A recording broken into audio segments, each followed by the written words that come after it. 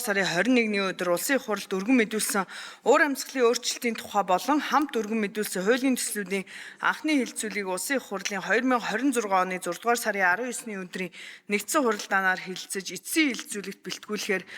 байгаль орчин хүнс хөдөө аж ахуйн байнгын хороонд шилжүүлсэн. Байгаль орчин хүнс хөдөө аж ахуйн байнгын хороо 2026 оны 6 дугаар сарын 24-ний өдрийн хуралдаанаараа дээрх хуулийн төслийн эцсийн хэлэлцүүлгийг Монгол Улсын их хурлын чуулганы хуралдааны дэгийн тухай хуулийн 42 дугаар зүйлийг баримтлан явуулсан болно.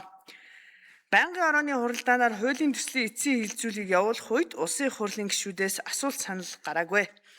Хуулийн төслийн анхны хэлэлцүүлгийг нэгдсэн хуралдаанаар явуулах үед хуралдаан даргалагчаас гүйцэн боловсруулах чиглэл өгсөн хуулийн нэр томьёоны тодорхойлолтын үг хэллэг, найруулгыг жигдлэх, үндэсний зохицуулагч байгууллагын сааруултын үр дүн тооцон шилжүүлэх, байгалийн болон бусад хүчин зүйлээс шалтгаалan алдагдах эрсдлийг бууруулах зорилгоор төсөл хөтөлбөрөөс үүссэн баталгаажсан сааруултын үр дүнгийн тодорхой хувийг эрсдлийн санд нөөцлөн хууль заасан журмын дагуу буцаан олгох, удирдлага хяналтыг хэрэгжүүлэх зэрэг зарчмын зөрүүтэй 6 саналыг гүйцэн боловсруулсныг байнгын хорооны хуралдаанд оролцсон гишүүдийн олонх тэмцсэн болно.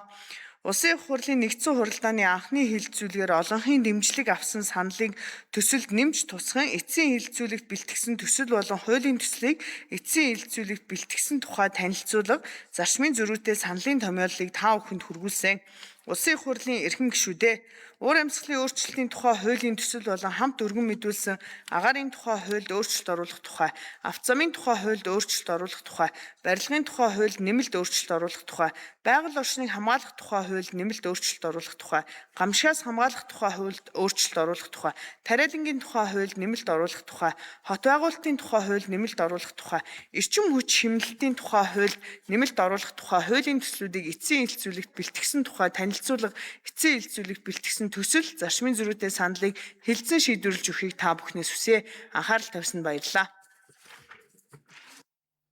За баярлалаа.